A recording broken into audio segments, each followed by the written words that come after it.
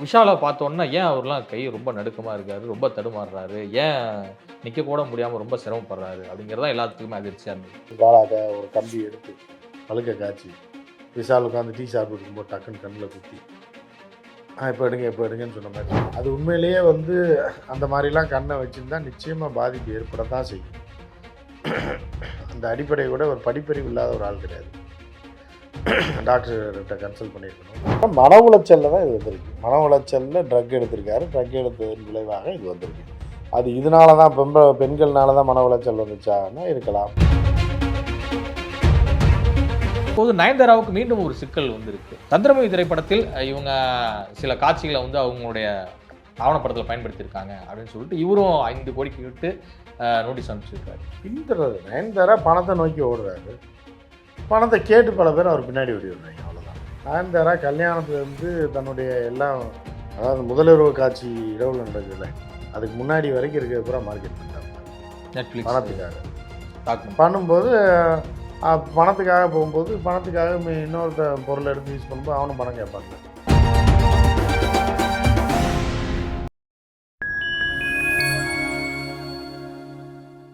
நடிகர் விஷால் நடித்துள்ள மதகஜராஜா அப்படிங்கிற திரைப்படத்தினுடைய பட ப்ரொமோஷன் நிகழ்ச்சிக்கு வந்திருந்தார். வந்தவரை பார்த்த எல்லா ப்ரெஸ் பீப்புளுக்கும் சரி, அங்குள்ள ரசிகர்களுக்கும் ஒரு பெரிய அதிர்ச்சி என்ன அப்படின்னா, விஷாலை பார்த்தோன்னா ஏன் அவர்லாம் கை ரொம்ப நடுக்கமாக இருக்காரு, ரொம்ப தடுமாறுறாரு, ஏன் நிற்க கூட முடியாமல் ரொம்ப சிரமப்படுறாரு அப்படிங்கிறது தான் எல்லாத்துக்குமே அதிர்ச்சியாக இருந்தது. இதனுடைய பின்னணி என்ன அப்படின்னு சொல்லிட்டு திரைத்துறையில் விசாரிக்கும் போது பல விமர்சனங்கள் வைக்கப்படுது அவர் மேல். என்ன நடக்குதுன்னு நினைக்கிறீங்க? இந்த விமர்சனங்களுடைய பின்னணி என்ன நினைக்கிறீங்க? என்ன விமர்சனம் வைக்கப்படுறாங்கன்னு சொன்னால் தானே எனக்கு தெரியும். பல விமர்சனங்களுக்குன்னா நீங்கள் எந்த விமர்சனத்தை கேட்குறீங்க? இல்லை, அவருடைய உடல்நிலை மோசமாக இருக்கு, கை காலெல்லாம் நடக்குது, விழாலாம் கலந்து, அதுக்கு என்ன விமர்சனம் வைக்கிறாங்க? அவனியவன் படத்தில் பாலா கொடுத்த டார்ச்சர் காரணமாக அந்த மார்க்கன் வேஷம் போடும்போது அந்த பாலா என்ன டார்ச்சர் கொடுத்தாரு? படத்தில் பாலா படத்தில் இவர் நடிகராக நடிக்கிறாரு. அதில் ஒரு கேரக்டர் மார்கன் உள்ள மாதிரியான கேரக்டர். அது இவர் ஒத்துக்கிட்டு தான் நடிக்கிறாரு. பாலா டார்ச்சர் கொடுத்தாருன்னு எப்படி சொல்ல முடியும்? பாலா படத்தில் அவர் விரும்பி போய் பேமெண்ட் வாங்கிட்டு நடிக்கிறாரு. நடிக்கும்போது மார்கன்னா நடிக்கிறாரு. அந்த நேரத்தில் அது எதாவது பாதிப்பு தான். அந்த படம் 10 வருஷத்துக்கு மேலே ஆயிடுச்சு. இதுக்கு நம்ம பாலா தான் காரணம்னு சொல்ல முடியாது. ஏன்னா இவர் ஏற்றிட்டு தான் நடிக்கிறாரு. எத்தனையோ சண்டை நடிகர்கள் இருக்கா, மேலேருந்து குதிச்சு இறந்துடுறாங்க. அதுக்கு என்ன உடனே டேரக்டர் அன்னைக்கு இப்போ அவங்க ஏற்றிட்டு நடிக்கிறாங்க, அவர் உயிரிழந்துட்டாருன்னா அதுக்குள்ளே அமௌண்ட்டு கிடைக்கும், அவ்வளோதான். ஸோ யாரையும் உங்களை கூட்டு போய் கண்ணை கெடுத்து கம்பியை வச்சு பாலாக்க ஒரு கம்பி எடுத்து பழுக்க காய்ச்சி விஷால் உட்காந்து டீ சாப்பிட்டு இருக்கும்போது டக்குன்னு கண்ணில் குத்தி இப்போ எடுங்கன்னு சொன்ன மாதிரி சொல்கிறீங்க. ஒரு சில பேர் அப்படி சொல்லுவாங்க. அது உண்மையிலேயே அந்த மாதிரிலாம் கண்ணை வச்சுருந்தா நிச்சயமாக பாதிப்பு ஏற்பட தான் செய்யும். அந்த அடிப்படையை கூட ஒரு படிப்பறிவு இல்லாத ஒரு ஆள் கிடையாது. டாக்டர்கிட்ட கன்சல்ட் பண்ணியிருக்கணும். நீண்ட நேரம் நான் கண்ணை இப்படி ஒரு சைடாக வச்சுருந்தேன்னா என்ன ஆகுன்றத, மார்கன் வேஷத்தில் நடித்தால் என்ன ஆகும், அதில் பாதிப்பை எப்படி சரி பண்ணுறது, இதை சரி பண்ண முடியுமா முடியாதா, இதெல்லாம் கேட்டு தான் அவர் பண்ணியிருக்கணும். அவர் குழந்தை கிடையாது. டாம் க்ரூஸ் ஒரு மிகப்பெரிய மலையிலேருந்து குதிச்சார். அதுதான் இப்போ சினிமாவில் மிகப்பெரிய சாதனை. பேராஷூட்டில் பைக்லேருந்து அப்படியே போய் பண்ணார். பல கேமராக்கள் வைத்து படமாகினாங்க. ஒரு ஹாலிவுட்டில் சூப்பர் ஸ்டாராக இருக்கக்கூடிய டாம் க்ரூஸ் இன்றைக்கி நேரடியாக பலாயிரம் அடி தைரியமாக பேராஷூட் மற்றும் மிஸ் ஆச்சுன்னா பாடியே கிடைக்காது. எந்த ஹீரோவுமே இவ்வளோ ரிஸ்க் எடுத்தது கிடையாது. நீ சொல்கிறத பார்த்தா அப்படியே செதறு தேங்காய் தான் டோட்டலாக உடல் பாடியே கிடைக்காது கீழே விழுந்தாருன்னா. அப்படிப்பட்ட இது நடித்து இந்த படம் வந்திருக்கு அப்படிங்கும்போது அது அவர் ரிஸ்க் எடுக்கிறாரு. ரிஸ்க் எடுக்க அவர் ஒத்துக்கிறார். டைரக்டர் சொன்னால் அவர் ஓகேன்றார். நானே டூப் இல்லாமல் நானே பண்ணுறேன்றார். ரியலாக அவரே பண்ணார். அது பல கேமராக்கள் வச்சு கிட்டத்தட்ட 8-10 கேமரா வச்சு ஷூட் பண்ணாங்க அன்னைக்கு. ஷூட் பண்ணும்போது ஸோ அதுக்கு ஏதாவது ஒன்று ஆயிடுச்சுன்னா அது எப்படி டேரக்டரை சொல்ல முடியும்? அவர் ஒத்துக்கிட்டு தான் நடிக்கிறாரு. அதே மாதிரி தான் இது கண்ணை இப்படி நடிச்சிருக்காரு அப்படிங்கும்போது இப்போ பாலாவை குறை சொல்கிறதுன்றது ஏற்றுக்க முடியாது.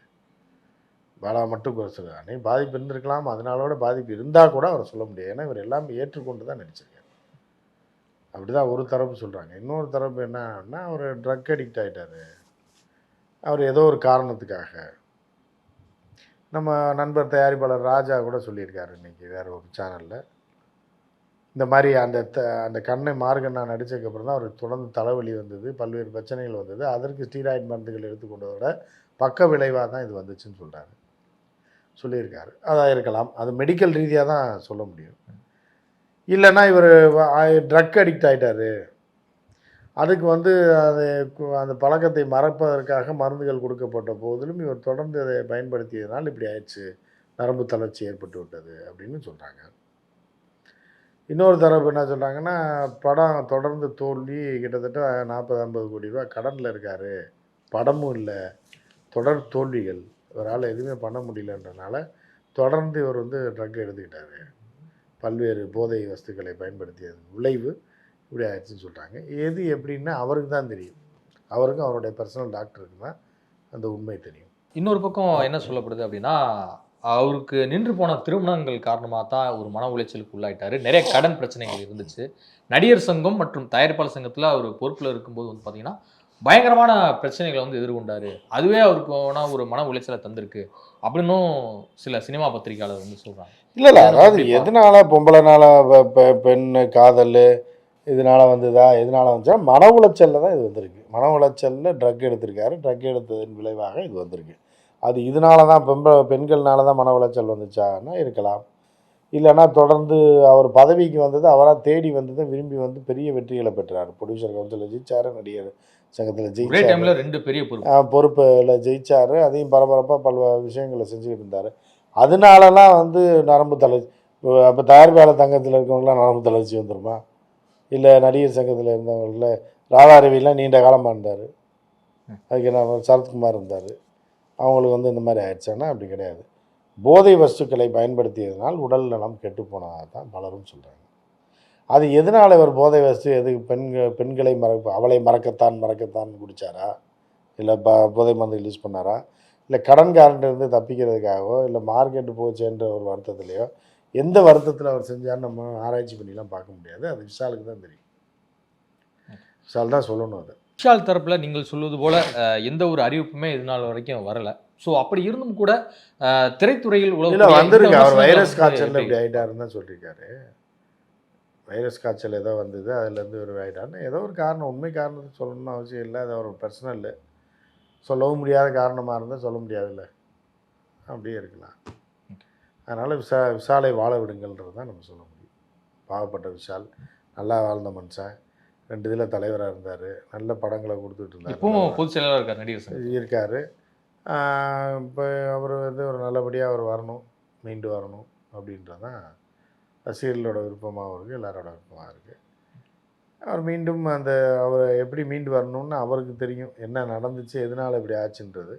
அதனால் அவர் விஷயத்துலேருந்து மீண்டு வர முடியும். அவருடைய நெருங்கிய நண்பர்களோ உறவினர்கள் வைத்து தான் அவர் மீண்டு வர முடியும். அது மாதிரி மீண்டு வரணும் அவர் மீண்டும் அப்படின்றது தான் அவர் இதாக. விஜயகாந்த் எப்படி சினிமாவிலிருந்தும் அரசியலிருந்தும் விலகிய போது உடல்நலம் பாதிக்கப்பட்டு விலகினாரோ அதே போல தான் விஷாலுடைய தோற்றம் இருக்குது அப்படின்னு சொல்லி நிறைய பேர் விமர்சனமாக எழுதுகிறாங்க. அதான் நியூரோ இது மூளை நரம்பியல் பிரச்சனை இருக்கும்போது எல்லாருக்குமே கிட்டத்தட்ட ஒரே மாதிரி தான் இருக்கும். ஸோ அது விஷால் இளம் வயது, விஷால் வயசு கம்மி தான். ஸோ அதனால் அவர் மீண்டு வந்துடுவார் அப்படின்னு நம்பலாம். ஆனால் தொடர்ந்து அவர் என்ன தவறை செய்து எதனால் இப்படி ஆச்சோ அதை தொடர்ந்தார் என்றால் அவர் உயிருக்கு ஆபத்து தான். அதுலேருந்து வெளியில் வந்தார்னா தப்பிச்சிடலாம். நயன்தாரா அவர்கள் குறித்து கடந்த ஆண்டு பெரும் சர்ச்சையை வெடித்தது அவருடைய திருமணம் தொடர்பான அந்த ஆவணப்படம் குறித்து தான். தனுஷ் அவர்களை கேட்காமலே நானும் ரவுடி தான் திரைப்படத்திலிருந்து இடம்பெற்ற ஒரு 3 காட்சிகளை அவருடைய ஆவணப்படத்தில் இடம்பெற்றது காரணமாக அப்புறம் வக்கீல் நோட்டீஸ் விட்டுருந்தாரு. அப்புறம் கேஸ்லாம் போட்டார். கோர்ட்டும் நீங்கள் பதிலளிக்கணும் தனுஷ்க்கு அப்படின்னு சொல்லி உத்தரவிட்டிருந்தாங்க. தற்போது நயன்தாராவுக்கு மீண்டும் ஒரு சிக்கல் இருக்கு.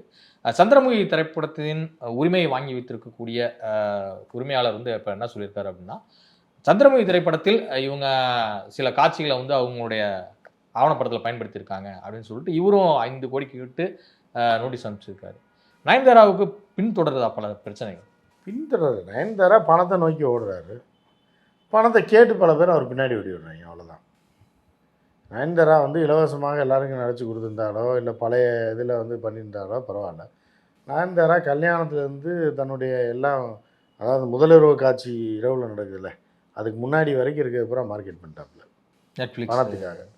டாக்குமெண்ட் பண்ணும்போது பணத்துக்காக போகும்போது பணத்துக்காக இன்னொருத்த பொருளை எடுத்து யூஸ் பண்ணும்போது அவனும் பணம் கேட்பான்ல. அந்த வகையில் அவரை தொடர்ந்து தான் செய்யும். இவர் அங்கே பல கோடி வாங்குறாருல, அதனால் என்னோட இதை பயன்படுத்திட்டா நீ 5 கோடி கொடு 3 கோடி கொடுன்னு இவர்கள் கேட்பாங்க. இவங்களும் பணத்துக்காக தான் இது இருக்காங்க, பிஸ்னஸ் பண்ணுறாங்க. இவங்க இதை எடுத்து ஓசியில் விற்றுட்டு போகும்போது நயன்தாரா டாக்குமெண்ட்ரி ஓசியில் நெட்ஃப்ளிக்ஸ் கொடுத்துருந்தா பரவாயில்ல, பெரிய அமௌண்ட் வாங்கிட்டு தானே கொடுத்தீங்க, அதில் உங்கள் பொருளை யூஸ் பண்ணும்போது அவங்க காசு கேட்க தான் செய்வாங்க. கிட்டத்தட்ட ஒரு 20 வருடங்களுக்கு மேலே சினிமாவில் வந்துருக்காங்க நயன்தாரா. ஸோ அப்படி இருக்கும்போது ஒரு தயாரிப்பாளர்கிட்ட ஒரு பர்மிஷன் கேட்டு நம்ம வந்து வாங்கணும் அப்படிங்கிற ஒரு விஷயத்தை யோசிக்காம விட்டாங்க. யோசிக்காம விட்டதுனால தான் இப்போ கேட்குறாங்க காசு. தயாரிப்பு இது வியாபாரம் பார்க்கணும். ஏன் நெட்ஃப்ளிக்ஸில் என்ன நயன்தாரா என்ன இது பெரிய வரலாற்று நாயகியா? இவர் வரலாறு அப்படியே எல்லாத்துலேயும் இப்போ பதிவேற்றம் செய்கிறதுக்கு ரைட்டா? லேடிஸ் சூப்பர் ஸ்டார் அளவுக்கு உயர்ந்திருக்காங்க என்ன அப்படின்னு சொல்லி சொல்றாங்க. சரி, அதை போட்டு அவர் தான் பார்த்துக்கணும். அது வியாபாரம் ஆகணும்னு நினைக்கும் போது என் பொருளை எடுத்து லேடி சூப்பர் ஸ்டார் ஆக முடியாதுல்ல. அடுத்தவன் கோப்பையை எடுத்து கோப்பை எனக்கு தான் சொல்லக்கூடாது, கோப்பையை அடுத்தவன் உங்களுக்கு கொடுக்கணும். அப்போ சீனில் வந்து அடுத்தவன் கோப்பை எப்படிங்க தூக்கி காட்டினீங்க அப்படின்னா அடுத்து அவன் காசு கேட்க தான் செய்வான்.